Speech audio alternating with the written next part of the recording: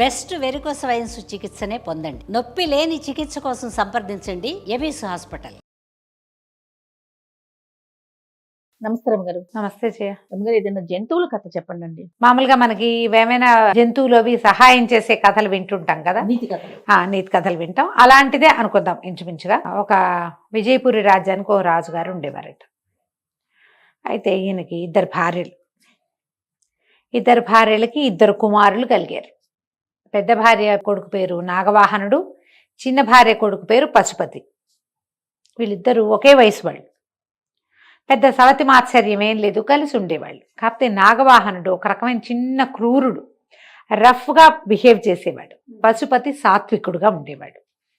అయితే ఏమైంది, ఇప్పుడు మామూలుగానే మనకు కొంచెం కుర్రాళ్ళు, రాజులు పిల్లలు పెద్దవాళ్ళు అయ్యాక దేశాటానికి వెళ్తాలు అవి కనపడతాయి. అవును. ఈ రాజుగారు అన్నారు, నా 2 పెళ్ళిళ్ళు నేనే చేసుకున్నాను, మీరు కూడా మీకు కావాల్సిన భార్యలను మీరే వెతుక్కు తెచ్చుకోండి, దేశాటం చేసి రండి, తర్వాత మిమ్మల్ని రాజుల్ని చేస్తానన్నాడు. అబ్బాయిలు ఇద్దరు బయలుదేరారు. ఈ అబ్బాయికి నాగవాహనుడికి ఏదైనా కనబడితే ఓ తన్నుదంటాం. రోడ్డు మీద ఒక రాయి కనపడింది అనుకో, కొంతమంది ఏం చేస్తారు, దాన్ని ఒక్క తందు అంటారు. ఆ రాయి ఎగిరి ఎవరికైనా తగులుతుంది, అలా ఊహించరు. అవును. ఇప్పుడు కూడా మనం అట్లాంటి వాళ్ళని చూస్తాం. చేతికొచ్చింది విసిరేస్తారు, పైనుంచి కింద పడేస్తారు, ఎవరినెత్తనైనా పడుతుంది, అలాంటివి తట్టవు. మాటలు కూడా అలాగే విసిరేస్తారు, తప్పుడైపోతుంది, అలా తెలుసుకోరు, మాట్లాడుతూ ఉంటారు. అయితే వీళ్ళిద్దరూ కలిసి బయలుదేరారు 2 గుర్రాలు వేసుకుని. చాలా దూరం ఎక్కడికో వెళ్ళారు. వెళ్ళిన తర్వాత ఏమైంది, ఒక చెరువు ఒడ్డున కూర్చున్నారు. ఆ చుట్టూతా బోలెడని చెట్లున్నాయి, తియ్యటి పళ్ళు, ఇన్ని రకాల చెట్లు, రేకాయలు, జాంకాయలు అవి ఇవి కనపడ్డాయి.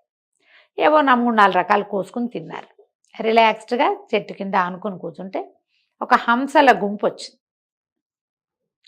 వస్తే ఏమైంది, ఈ నాగవాహనుడని భలేగా ఉందిరా హంసని, కొట్టాలిరా అన్నాడు. అనేసరికి పశుపతి అన్నాడు, పట్టుదారిన పోతాయి ఎందుకు, మనం ఏమైనా వేటకొచ్చామా, ఏదో తిరగడానికి వచ్చాం, వద్దు అన్నాడు. అనేసరికి ఊరుకోల, వీళ్ళు తీసి ఎక్కుపెట్టి కరెక్ట్గా ఒక హంసని ఏం చేస్తే టక్కిన బాణ వదిలే టైంకి పట్టేసుకున్నాడు పశుపతి.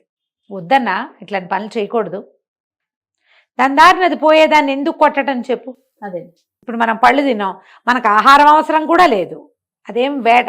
అనేసరికి నాగవాహనుడు అన్నాడు, ఏంట్రా వేట సరదా లేదు నీకు, రాజంటే వేటాడద్దా అని ఏదో కేకలేశాడు. కేకలేస్తే సరే ఆగిపోయింది, హంసలు కాస్త ఎగిరిపోయినాయి. అయితే ఏమైంది, వీళ్ళు కూర్చున్న చెట్టుకు పక్కగా ఒక చీమల పుట్ట.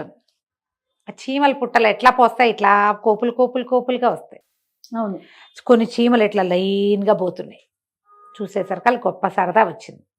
మనం ఏదైనా పుల్ల అడ్డం పెట్టామనుకో, చీమలతో చిన్నపిల్లలు ఆ పని చేస్తారు, అది అక్కడ తప్పుకొని ఇంకో పక్క నుంచి వెళ్తుంటాయి, బారు తప్పవు, మళ్ళీ అన్నిటే ఆ పక్క నుంచి వెళ్తుంటాయి.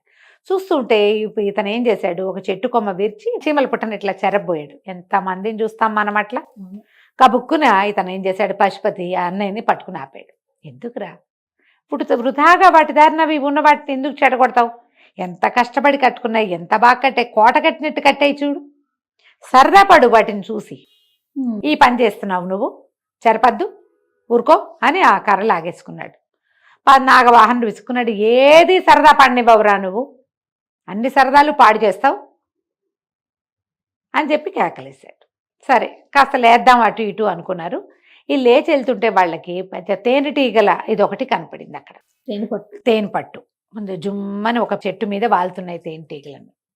ఈ అబ్బాయి ఏం చేశాడు, ఈ నాగవాహనుడు నడుకు ఒక పల్చటి క్లాత్ని దట్టిగా కట్టుకున్నాడు.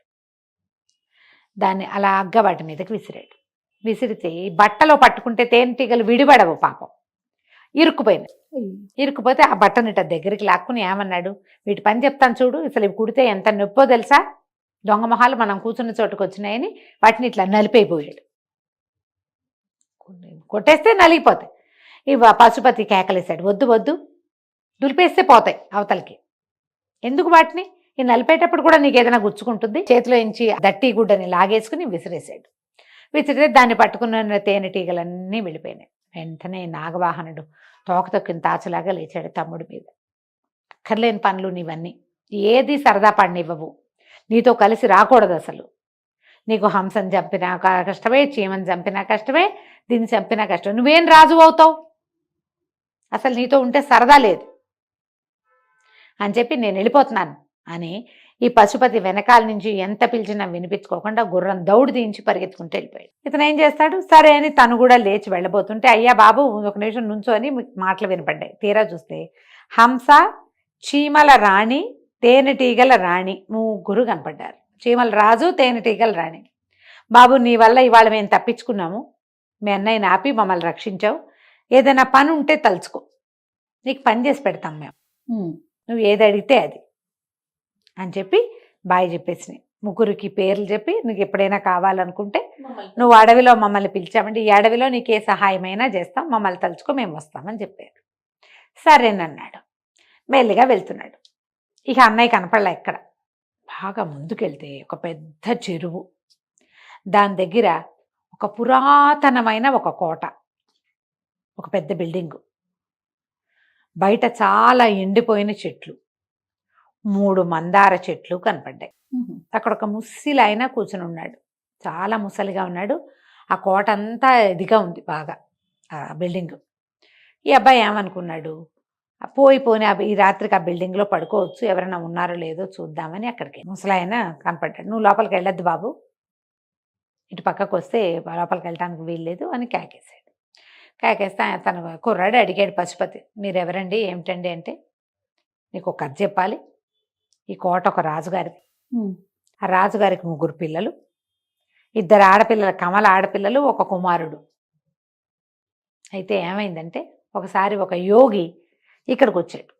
వస్తే పిల్లలు మంచి కొంటెవాళ్ళు, లేక పుట్టడంతో గారాబం కూడా. వాళ్ళు ఏం చేశారు, ఈ అమ్మాయిలు 2 పేర్లు కూడా ఏదో చెప్పాడు. ఈ రాజుగారి కవల ఆడపిల్లలు 2 పేరు, పెద్ద పిల్ల పేరు సుభద్ర, రెండో పిల్ల పేరు మధురవాణి. వాళ్ళిద్దరూ ఐడెంటికల్ ట్విన్స్, ఒకేలా ఉంటారు. ఈ ఒకనాడు ఒక యోగి వచ్చాడు ఇక్కడికి. ఈ కొంటెతనంతో ఈ పిల్లవాళ్ళు ఏమన్నారంటే, పిల్లలు పిల్లాడు ఏం చేశాడు, ఒక బాక్స్ తీసుకొచ్చి దానికి ఒక తాళం వేసింది. నువ్వు యోగివి, చాలా జ్ఞాన సంపన్నుడు కదా, ఈ తాళం తీసుకొచ్చి ఈ పెట్టెలో ఏముందో చెప్పాలి నువ్వు నాకని చెప్పి తాళాన్ని ఎదురుగుండా ఉన్న చెరువులో విసిరేశాడు. నువ్వు నీ యోగ విద్యతోటి తాళం తీసుకురా, పెట్టె తెరిచి పెట్టెలో ఏముందో చెప్పు అన్నాడు. ఈ ఆడపిల్లల్లో ఈ పెద్దది ఏం చేసింది పాప, తన మెళ్ళలో ఉన్న ముత్యాల దండని మొత్తం దింపేసి విసిరి, ఈ ముత్యాలన్నీ లెక్కబెట్టి ఎన్నున్నాయో చెప్పు అని పెద్ద అమ్మాయి. రెండో అమ్మాయి, మా ఇద్దరిలో పెద్దదెవరో చిన్నదెవరో చెప్పు అని అడిగింది. అడిగేసరికి యోగికి విపరీతంగా కోపం. ఈ పిల్లల్ని 3 మందార చెట్లుగా అయిపోమని శపించాడు. ఆ 3 చెట్లు, అక్కడ 3 మందార చెట్లు ఉన్నాయి. రాజుగారికి భయపడి బాధపడుతూ, అయ్యో లేక పుట్టిన పిల్లలు మందార చెట్లు అయిపోయారు, బాబు మమ్మల్ని క్షమించండి, మా పిల్లలు కొంటెతనంతో ప్రతి వాళ్ళతోటి ఇలాగే ఆటలాడతారు, అలాగే మీరు పెద్దవారిని, జ్ఞానిని, యోగిని తెలుసుకోక మీతోటి కూడా ఇట్లాంటి పనిచేశారు, మమ్మల్ని రక్షించండి అని బతిమలాడాడు. బతిమలాడితే యోగి ఏమన్నాడంటే, నాకేం అభ్యంతరం లేదు, వీళ్ళని మామూలుగా చేసే శక్తి లేదు నాకు, వీళ్ళు నన్ను ఏ ప్రశ్నలు అడిగారో ఆ ప్రశ్నలు మీరు ఎవరినైనా అడగండి, ఆ ప్రశ్నలు 3టికి సమాధానం ఎవరు చెప్తారో ఎవరైనా చెబితే అప్పుడు వీళ్ళు మనుషులైపోతారు, ఈ మందార చెట్లు మనుషులైపోతాయి. ఒకవేళ చెప్పలేకపోయారనుకో, వాళ్ళు ప్రశ్నలు చెప్తాం సమాధానం చెప్తామని వచ్చి చెప్పలేకపోతే ఎండు చెట్లుగా ఇక్కడ ఉంటారు అని చెప్పాడు. బాబు ఈ 3 మందార చెట్లు మా రాజుగారి 2 కూతుళ్ళు, 1 కొడుకు, ఈ చుట్టూతా ఉన్న ఈ ఎండిపోయిన చెట్లన్నీ సమాధానం చెప్తామని చెప్పలేకపోయిన వాళ్ళు, ఇదిగో నిన్న కూడా ఒక రాజకుమారుడు వచ్చాడు, ఇదిగో ఈ ఎండు చెట్టుగా మారాడు. నిర్ఘాంతపోయాడు, ఈ దారిలో వచ్చిన వాడెవడు, మా నాన్నయ్యే, వాడు ఎండుకట్టగా ఇక్కడ నుంచున్నాడు. బాగా ఆలోచించాడు, ఆలోచించి గుర్తొచ్చింది వీరికి. ఏం చేశాడు, నిన్న సాయంత్రం మాట్లాడుకున్నాడు కదా 3తోటి, ఒక హంస, ఒక చీమల రాజు, ఒక తేనెటీగల రాణి, 3 పిలిచాడు. హంసని పిలిచి, ఈ చెరువులో ఒక తాళం ఉంది, అది వెతికి పట్టుకురా. హంసలు చెరువు లోపలికి వెళ్తాయి కదా, ఆ చెరువు అంతా వెతికి ఆ హంస తాళం పుచ్చుకొచ్చి అక్కడే ఉంది ఆ పెట్టె. ఆ తాళం తీస్తే మెరిసేదంతా బంగారం కాదు అని రాసుంది అందులో. ఓహో, ఆ పెట్టెలో ఉన్నదేంటి, మెరిసేదంతా బంగారం కాదు అన్న ఒక కాగితం, ఒక తాళపత్రం ఉండి దాని మీద అది రాసుంది. ఫస్ట్ సమాధానం వచ్చేసింది. ఇప్పుడు ముత్యాలు, ఆ అడవంతా చల్లబడి ఉన్నాయి, అవి అక్కడంతా విసిరేసింది అమ్మాయి. చీమని అడిగాడు, ఎక్కడెక్కడ ముత్యాలు ఉన్నాయో అవన్నీ పట్టుకురా. ఆ చీమ ఏం చేసింది, తన దండంతా పిలిచి ముత్యాలు పంచదార వెతికినట్టు వెతికేస్తాయి, మొత్తం ముత్యాలన్నీ తీసుకొచ్చేసినాయి అవి. అవి 108 ముత్యాలు ఉన్నాయి. ఇప్పుడు ఇద్దరు అమ్మాయిల్లో పెద్దదెవరో చిన్నదెవరో తెలియాలి. వాళ్ళిద్దరూ ఐడెంటికల్ ట్విన్స్. వాళ్ళు ఇప్పుడు ఎట్లా ఉన్నారు, ఇక్కడ మందార చెట్లుగా ఉన్నారు. ఎట్లా, ఇప్పుడు తేనెటీగని పిలిచాడు. తేనెటీగని పిలిచి ఈ 2 చెట్లలో చిన్న చెట్టు మీద వాళ్ళు నువ్వు అనగానే ఆ తేనెటీగ వాటికి తెలిసిపోతుంది ఏజ్, ఒక నిమిషం గ్యాప్ను కూడా పచ్చగడతాయి. మొత్తం తేనెటీగల దండును తెచ్చి చిన్న చెట్టు మీద వాలింది. వాలంగానే ఈ చెట్టు రూపంలో ఉన్న అమ్మాయే చిన్నది అని చెప్పాడు.